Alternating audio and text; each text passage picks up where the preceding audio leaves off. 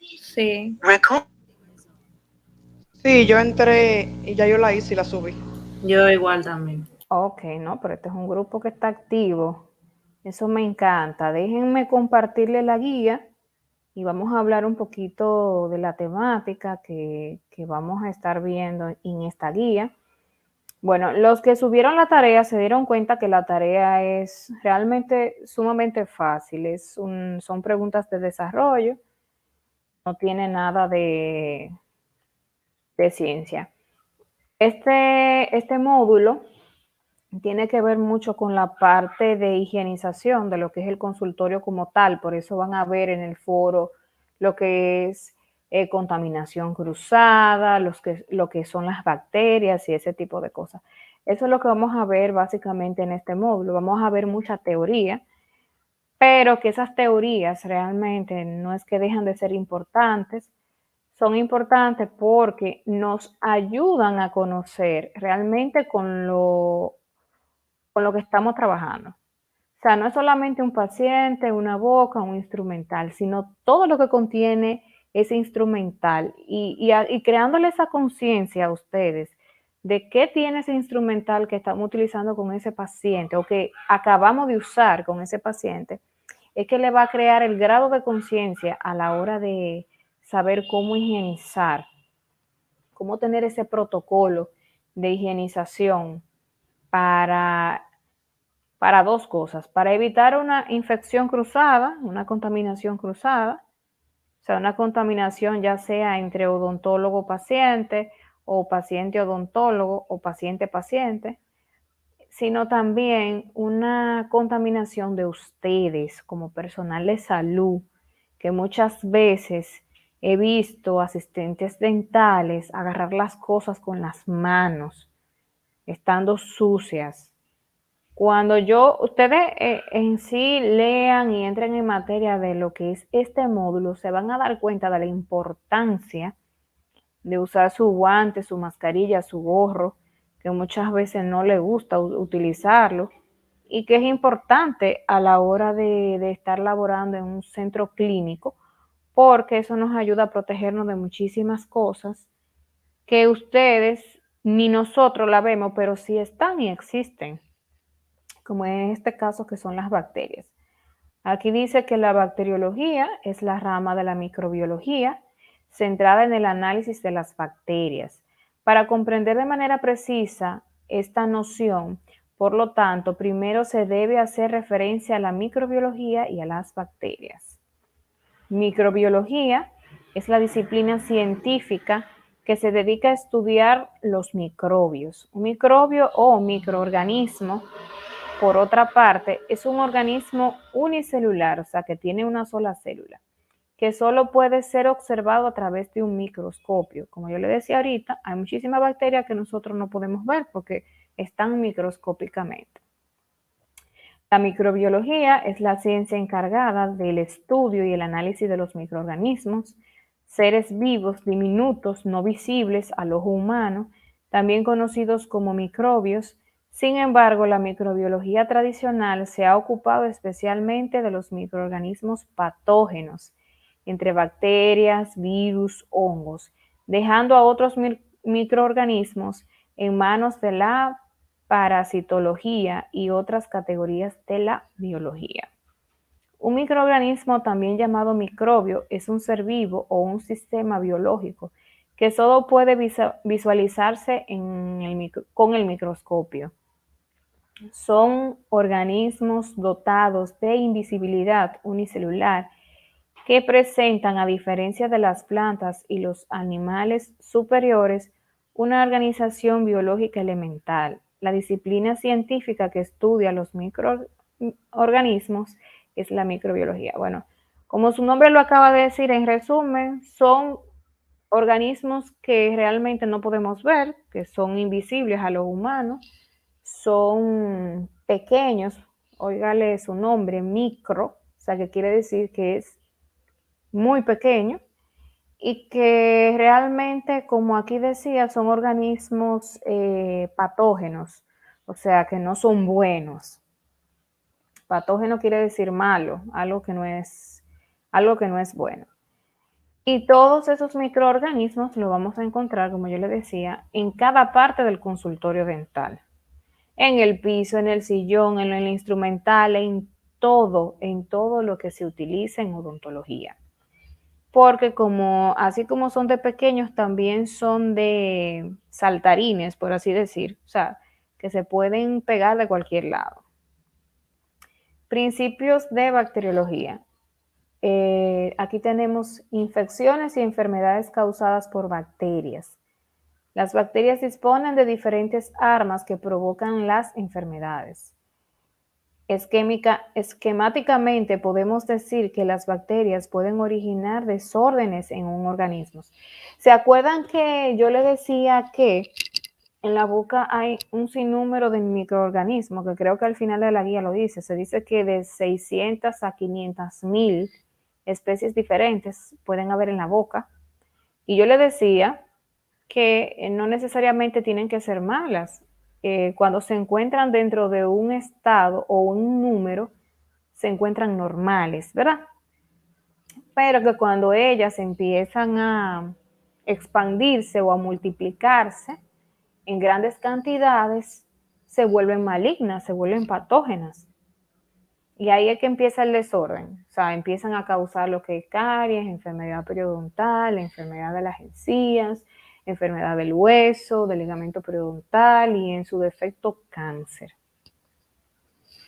Entonces dice que introduciendo en el organismo un veneno al que se le llama toxina o segregando diversas sustancias que sin ser tóxica en sí misma favorecen los procesos de infección.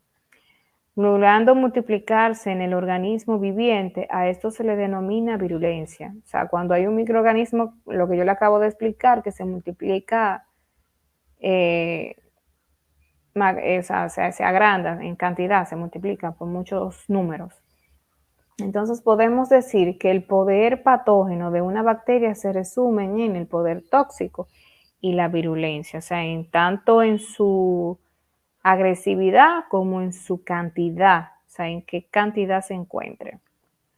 El poder tóxico, algunos de los microorganismos provocan una enfermedad introduciendo en el huésped un veneno o una toxina, y la virulencia puede ser considerada como el poder de multiplicación de un germen.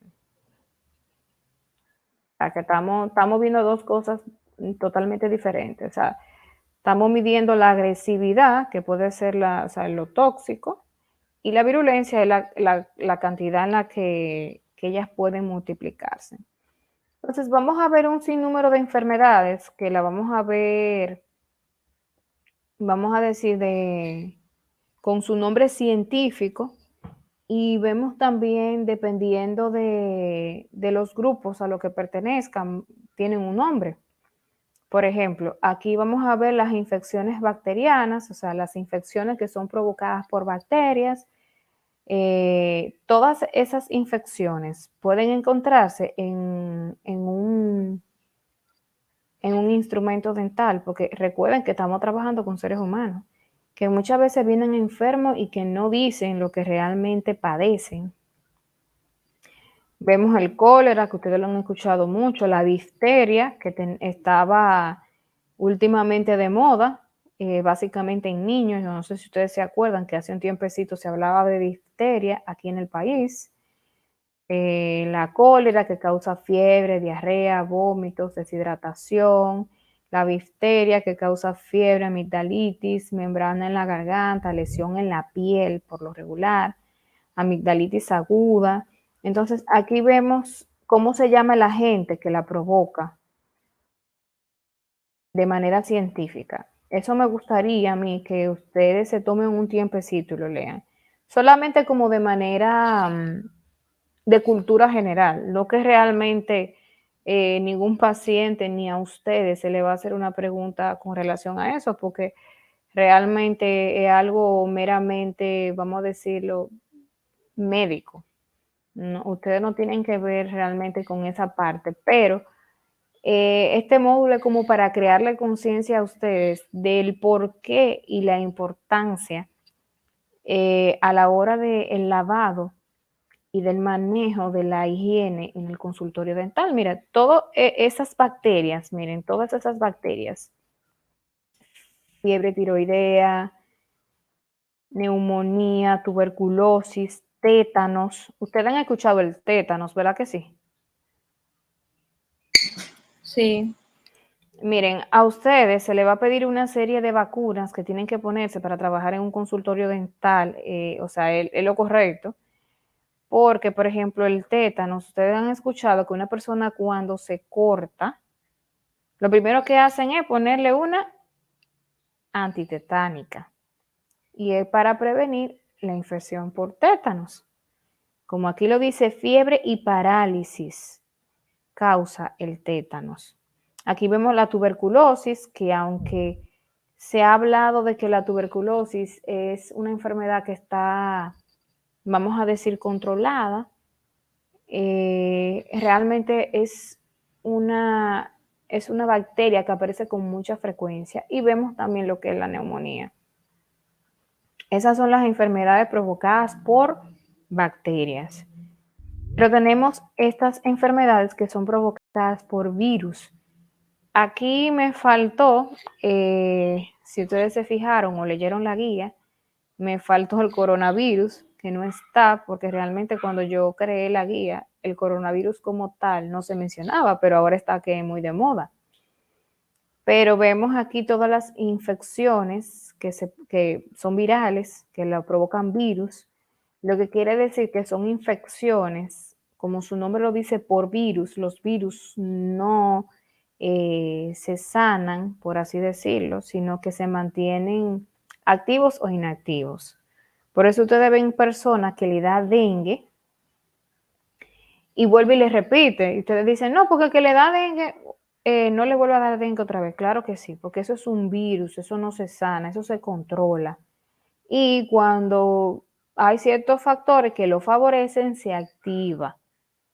Lo mismo con la fiebre amarilla, el ébola, la gripe. Ustedes ven que hay personas que, por ejemplo, yo soy particularmente una persona que le da gripe con mucha frecuencia. Y no siempre da la misma gripe. La gripe, como es un virus, muta con mucha frecuencia. Vemos lo que es el hepatitis A, B y C. Señores, no se quieran encontrar ustedes con un hepatitis C. Eso aparece muchísimo, muchísimo, porque hay muchísimas personas que en su momento le dio hepatitis. Una persona con hepatitis es una persona que le dio hepatitis, la tiene para toda la vida. Ahora, la tiene controlada, la tiene inactiva en la sangre, pero lógicamente está ahí presente. En el momento en que ella encuentra una oportunidad, se activa. Entonces, esta enfermedad, incluso cuando está activa, no es que el paciente, o sea, lo ideal es no atender al paciente en consulta y mandarlo y remitirlo a su médico. Pero van a aparecer pacientes que están activos y no te lo van a decir, o están activos y ni siquiera lo saben. Entonces, ¿cuál es el mejor manejo? Que yo siempre le digo a todo el mundo, es manejar a los pacientes como si fueran hepatitis C o como si fueran VIH positivo.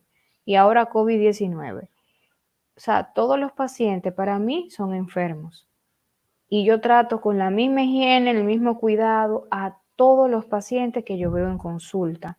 Y tengo la misma higiene, el mismo cuidado con todo el instrumental que yo utilizo. Porque yo no sé, muchas veces dicen, hay veces que son sinceros, otras veces no. Yo he atendido pacientes VIH positivo y otras veces me son sinceros, otras veces yo lo sé porque lo he escuchado, aunque no tenga una prueba en mano, pero tengo mi cuidado. Y no solamente el cuidado de yo contagiarme, cuidado de contagiar a otros pacientes y cuidado de no matar a ese paciente, porque es un paciente que está inmunosuprimido, o sea, es un paciente que se puede morir fácil. De cualquier bacteria que tenga en la boca se puede morir, así como ustedes lo oyen.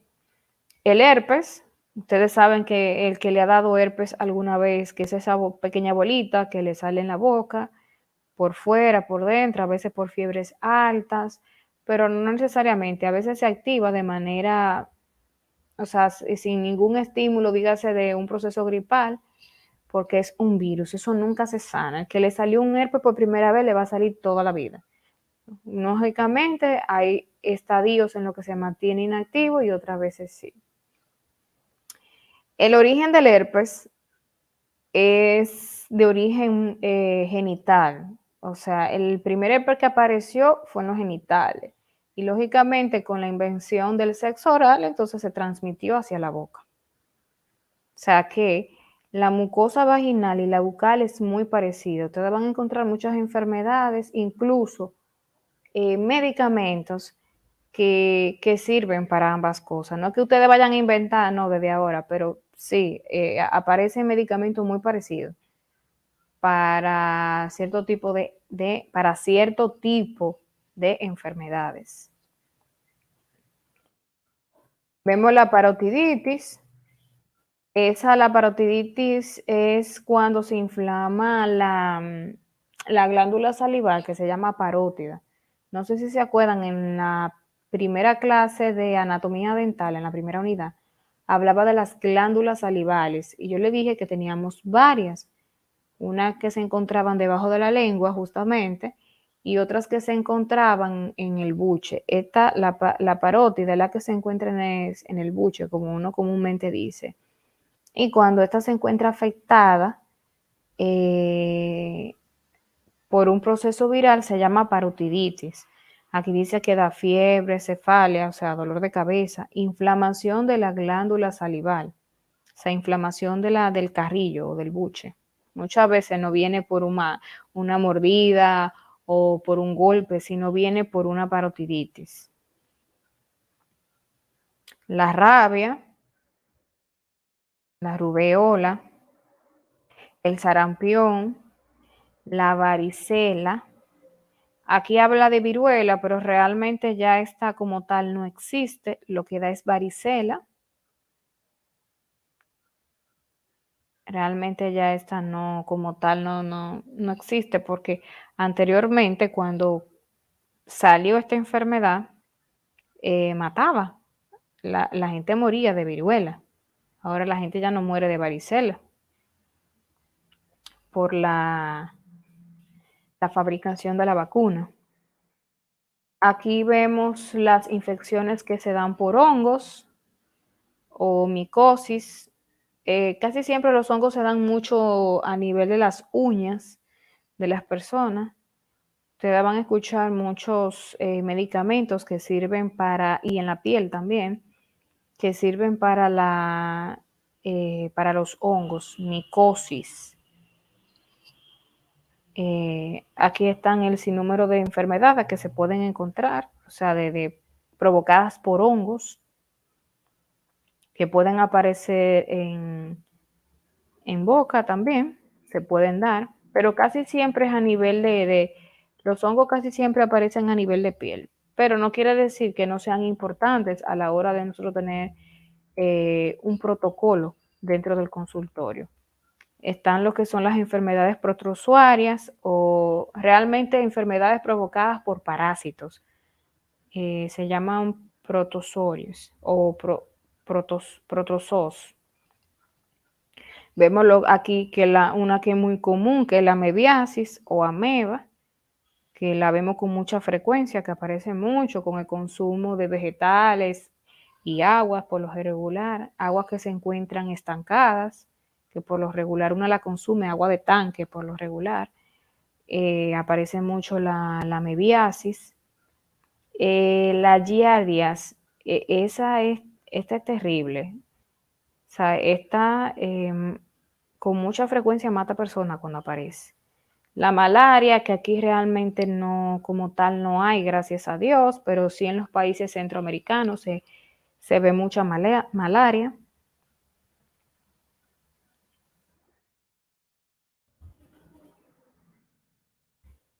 Aquí vemos lo que es contaminación cruzada. Entonces dice, se sabe que en el consultorio odontológico es una de las instalaciones del área de la salud más seguras que existen, pero pese a lo anterior, la probabilidad de infección por contaminación cruzada es muy alta debido a las tareas que en el consultorio se realizan. los hongos, esporas, bacterias y virus que pueden estar en cualquier paciente suponen un alto riesgo de contaminación al momento de ir a un consultorio médico, al dentista o simplemente ir a visitar a un enfermo a casa o en el hospital. El contagio de estos agentes se conoce como contaminación cruzada. La contaminación cruzada es el contagio de microorganismos de paciente a profesional, auxiliar en el caso de ustedes a paciente o incluso de paciente a paciente. Las medidas para evitar la contaminación son llamadas bioseguridad, eso lo van a ver en el módulo que sigue, la cual se puso de manifiesto luego de la aparición del síndrome de inmunodeficiencia adquirida, SIDA, y otras enfermedades de tipo A que se transmiten por sangre, saliva, spray, secreciones, etc. Se produce cuando los microorganismos viajan por una de estas vías al instrumental, la ropa o inmobiliario cercano. La boca cuenta con una de las concentraciones más grandes de microbios de todo el organismo. Se estima que una gota de saliva puede llegar a contener más de 600.000 bacterias. Los microorganismos que se contagian con frecuencia son hepatitis simple, hepatitis B, hepatitis C, influenza y VIH. También los virus de la varicela, adenovirus, rubeola, citomegalovirus, Epstein-Barr, entre otros, pueden ser transmitidos en la consulta con el dentista. Escuchen bien todo lo que puede pasar.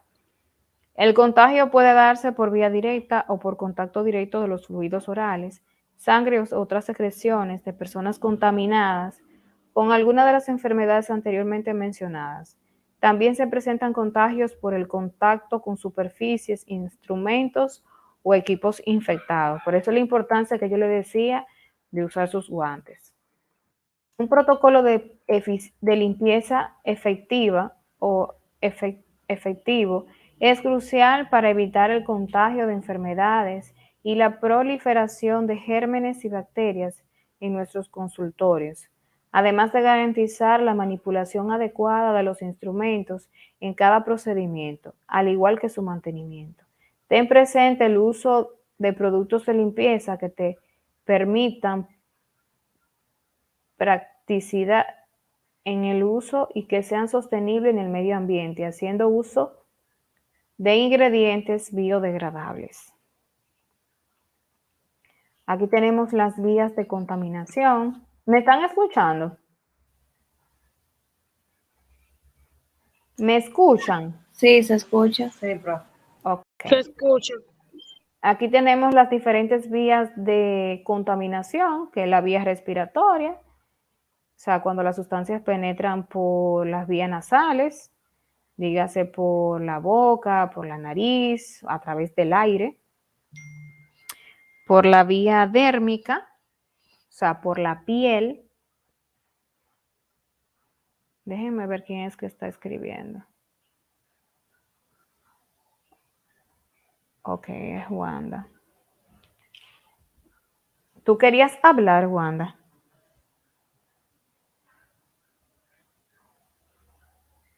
Wanda, ¿me estás escuchando?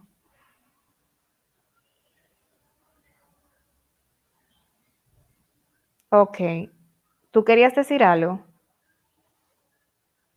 sea, lo puedes decir por el grupo, porque si no me puedes hablar, porque realmente si entro a la plataforma nuevamente de Jitsi, dejo de compartir. Ah, ok, perfecto.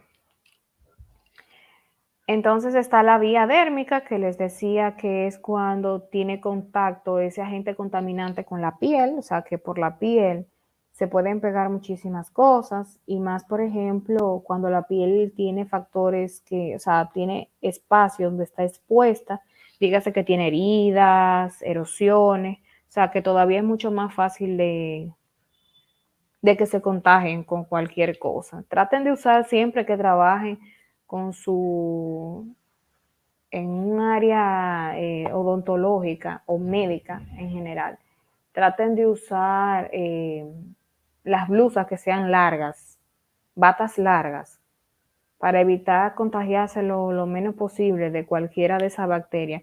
Y más cuando se trabaja en área pública, porque en área privada como que uno tiene un poquito más de control, porque el paciente es un poquito más consciente y te dice la verdad.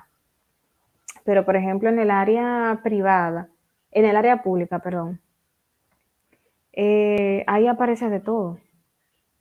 Ahí se ve de todo y no es que yo le tenga ningún tipo de, o sea, no que esté en contra del área pública, sino ustedes saben que el nivel educacional no es el mismo y casi siempre el paciente muchas veces no tiene conciencia y entiende que si dice cualquier cosa que tiene, se le va a negar la atención. Tiene como ese miedito y por eso nunca dicen realmente todas las enfermedades que padecen. Por eso que yo le digo a ustedes que tengan cuidado y que usen siempre todos los medios de protección que ustedes van a ver en la próxima unidad que existen para protegerse, porque lamentablemente el único que se quiere es usted. Por más que ustedes se le exija o se le diga, si no, ustedes no están usando sus medios de protección, a la corta o a la larga lo que salen perjudicados son ustedes. Tenemos lo que es la vía digestiva, que es cuando penetra por, ya sea por la boca, a través de la boca, o sea, que ya es un poquito más, no imposible, pero sí un poquito más difícil, porque por ejemplo, ustedes no se van a tragar ningún instrumental, ni van a utilizar ningún tipo de instrumental luego de haberlo usado con un paciente, pero puede pasar. Que ustedes tomen algún vaso, o tomen agua o coman algo, quizá con la mano contaminada que puede darse. Está la vía parenteral, que se llama parenteral a la entrada de sustancia a través de heridas, llagas existentes, provocada por un accidente, como un pinchazo o un corte. Por ejemplo, ya ahí en este caso, cuando ustedes se cortarían con el instrumental o se cortan con una aguja que se acaba de utilizar con un paciente. Y además de las vías, o sea, por dónde podría entrar esa contaminación, también existen las rutas. Las rutas de exposición a contaminantes ambientales tienen lugar a través de 3 vías, tal como vemos en la siguiente imagen. Mírenlo aquí. Está la absorción a través de la piel, la inhalación a través de la vía olfativa y está la digestión a través de la boca. Las rutas, como vemos aquí, dice, la población en general estará expuesta a estos contaminantes dependiendo de diferentes rutas de exposición. Hay muchos factores que se ven afectados por estas. Por ejemplo, donde habita la población, campo o ciudad, tipo de trabajo, edad, etc. Y aquí tenemos las rutas, por ejemplo, el aire, el agua, o sea, a través de ellos podemos adquirir muchísimos agentes patógenos. ¿Dónde lo vamos a ver con mucha frecuencia en el consultorio? A través del aire. Ustedes saben que nosotros trabajamos con muchos equipos que son aerosoles, o sea, que desprenden aire, como es el caso del micromotor, la jeringa triple, la turbina. O sea, que esta es una ruta muy frecuente en el área odontológica. No tanto el suelo ni la vegetación, pero sí esta parte.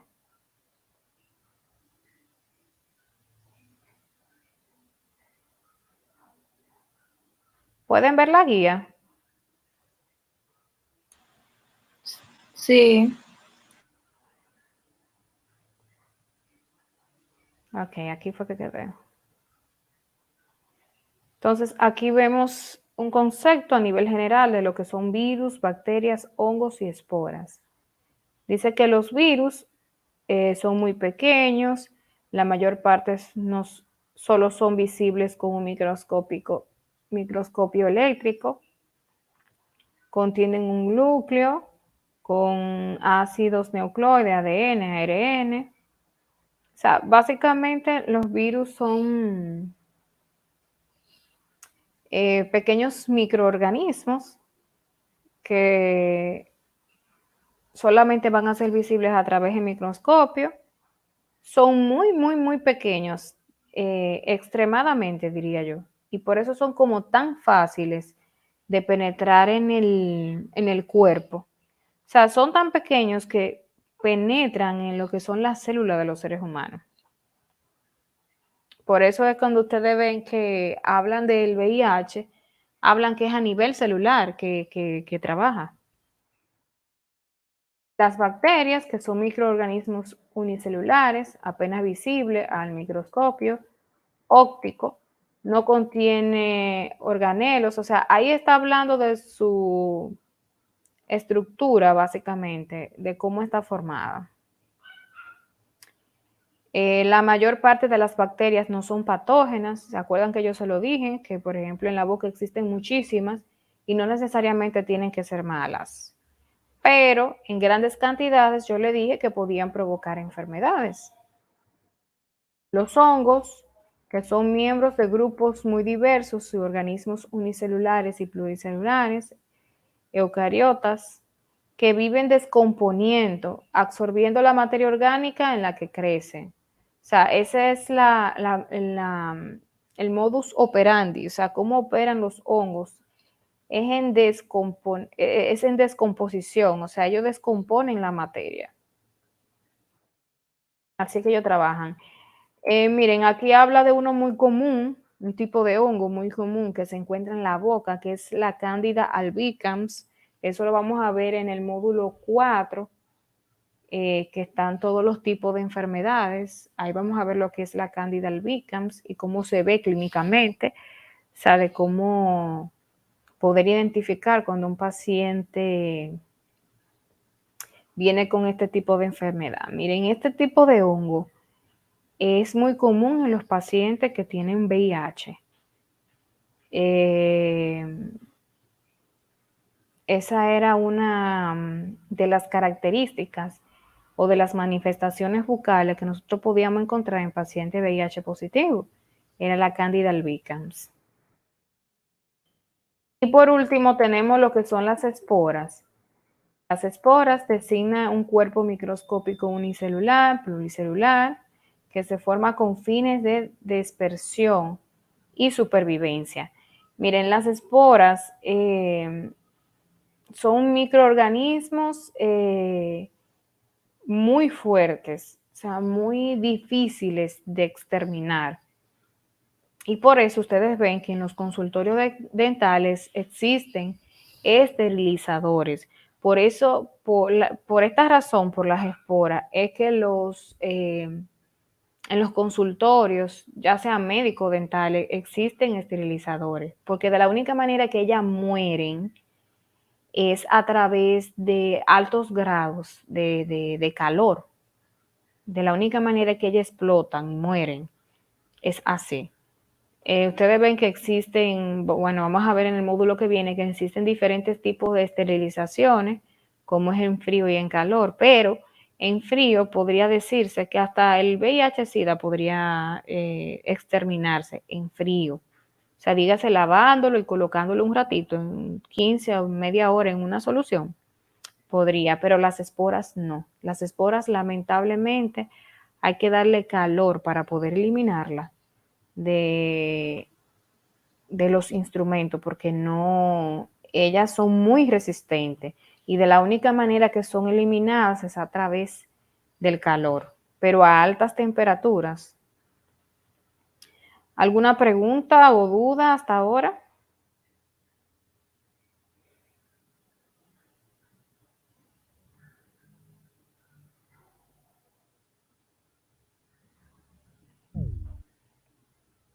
Sí, no se entendió, no se entendió nada. Se entendió, doctora. Por eso yo no voy a hacer preguntas, porque todo lo que usted dijo estuvo claro. Yo entendí hasta ahora, doctora. Ok, ustedes saben que todo lo que vimos en el día de hoy es a modo de, vamos a decir que concientización. Eso es para que ustedes sepan todas las enfermedades que manejamos a la hora de entrar un paciente a consulta, para que ustedes tengan un grado de conciencia a la hora de que estén higienizando un área. O sea, es para crearle conciencia de que ustedes sepan de todas las enfermedades que están presentes, que pueden estar en ese paciente y que cómo debemos de manejarlas, o sea, cuáles son los cuidados que deberíamos tener. Realmente es a modo de cultura general, que es bueno que la conozcan. No necesariamente ustedes la van a manejar, ni tienen que por qué saberla si ese paciente latino no la padece, pero sí para que ustedes tengan cuidado, porque ustedes tienen que saber todos los microorganismos y bacterias que se manejan y para que ustedes creen esa conciencia de a la hora de que ustedes estén higienizando o lavando un instrumental, para que ustedes sepan realmente cómo deben de manejarse a la hora que ustedes estén trabajando como asistente dental en el área. Porque muchas veces yo lo he visto y he tenido otros grupos también que no se comportan con la debida higiene, lamentablemente. Y yo le voy a decir una cosa, la primera impresión cuando ustedes van a un consultorio, ya sea médico dental, es la higiene que tiene. Ustedes se atenderían con una cucaracha cruzándole por encima en un consultorio dental No, o un ratón. no, doctora, por supuesto que no. Claro que no, ustedes van, lógicamente ustedes van a decir, bueno, aquí no se puede venir, aquí no hay higiene, aquí no hay de nada. Entonces, todos esos detallitos son importantes. Estamos hablando de factores externos, o sea, estoy hablando de que una cucaracha y un ratón está afuera, pero ¿y los internos? Cuando ese paciente llega, o sea, si eso es un ratón o una cucaracha, que es un factor externo, que no necesariamente tiene que estar dentro del consultorio, imagínense todas las bacterias. Entonces, si así como dejan pasar cosas externas que se pueden evitar, entonces cómo trabajarán con las enfermedades que proporciona cada paciente que llega? O sea, uno se pone a pensar y deja mucho que decir. O sea, vamos a tener mucha higiene en ese sentido. Vamos a cuidarnos, vamos a cuidar los pacientes que van a nuestra consulta, eh, porque de nosotros dependen vidas, aunque no sea, aunque se escuche que solamente sea arreglar dientes, de nosotros dependen vidas, realmente. ¿Alguna pregunta? ¿Duda? Con relación a la tarea que dejé, ¿hay alguna duda o pregunta que quieran hacerme?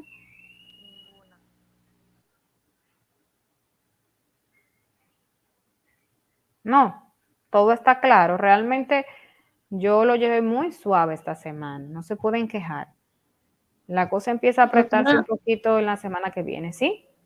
doctora, mi pregunta es, ese material que usted está explicando, esa guía, usted la va a enviar al grupo, ¿verdad que sí, doctora? No, cariño, esa guía ya está en la plataforma. Esa guía ya está Ah, ahí. ok, ok. Inmediatamente ustedes Está bien, entren gracias, doctora. a su semana, van a encontrar la guía. Yo siempre cuelgo la guía que trabajamos. Está, siempre las guías están ahí, Ok. que la pueden tener siempre a mano para cualquier interconsulta que ustedes quieran hacer. Lo único que yo voy a subir al Sí, grupo doctora, más tarde. la de hoy era que no me había dado cuenta. Ah, ok, está ahí. Cualquier cosa más tarde o mañana envío por el grupo y siempre lo pongo en la parte donde dice encuentros virtuales, la grabación de cada clase, para que ustedes tengan siempre la clase a mano y puedan visualizar el material que se da y cómo deben de interpretarlo. Doctora, ¿Sí? y el siguiente módulo es fuerte. El siguiente módulo, vamos a esperar que llegue, pero trata sobre lo que es el proceso de esterilización. Van a ver las diferentes formas que hay de esterilizar y lo que es el correcto manejo de la bioseguridad. O sea, dígase cómo ustedes deben, desde la manera en que usted debe estar vestido en un área médica, como la manera que usted como persona debe higienizarse. De eso va a tratar el módulo que viene. Es meramente esterilización. No es difícil, es fácil, eso lo vamos a ver en la práctica, como las diferentes técnicas de lavado de manos, cómo debemos de vestirnos y cómo debemos de fregar los instrumentos y esterilizarlos. Todo eso lo vamos a hacer en la práctica.